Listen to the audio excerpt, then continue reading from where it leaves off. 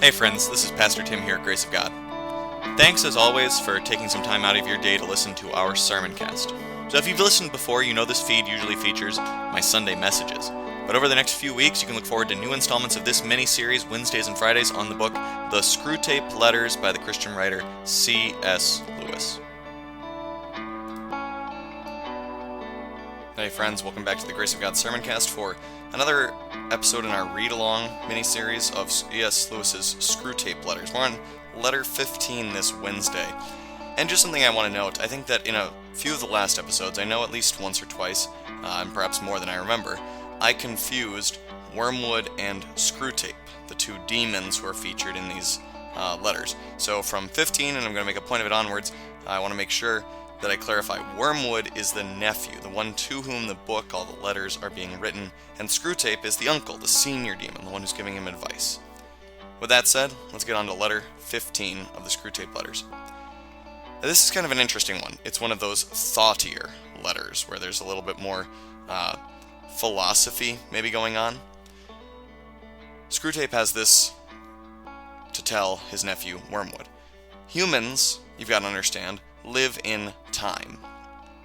God himself, the Bible teaches, sort of lives in the ever-present now. There is no past, present, future for God. All things are before him at every moment for him. And the demons themselves enjoy some of that. They are not mortal. They certainly live in time as well, but they are able to think back through the centuries more clearly, and they can expect longer lifespans. Their relationship with time is not the same as ours. Humans live in time. We also only live in the present. I can't go back to the past. I can't time travel. I can't go ahead to the future. I'm in the present, and that's just where we always are. Now, there's a little bit of a digression in this on Screwtape's thoughts on diverting us to thinking about the past and how that can be useful, especially later in life, how the demons can make us have a past focus that pulls us out of our real lives, how we can idealize the past, romanticize the past, and grow angry about the present. But he says, inasmuch as he's trying to tempt this middle-aged man in London, Wormwood should try and direct his man toward the future. And here is where Screwtape offers us something interesting. He says that someone who simply engages with each and every day, engages with the present, carrying out the tasks of life that are set before them each day, and then just turns the next day, the future, over to God, is greatly protected from the demon's weapons. They love to have us live in the future, to have us focus on the future, and to never, as we would maybe say today, live in the present, to be present.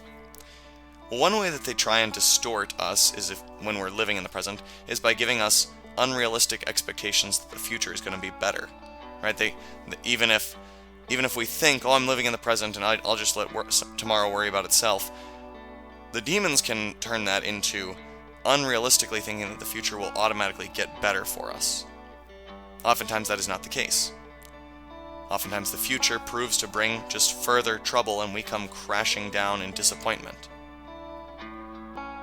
More helpful is for us to instead look ahead to the future realistically.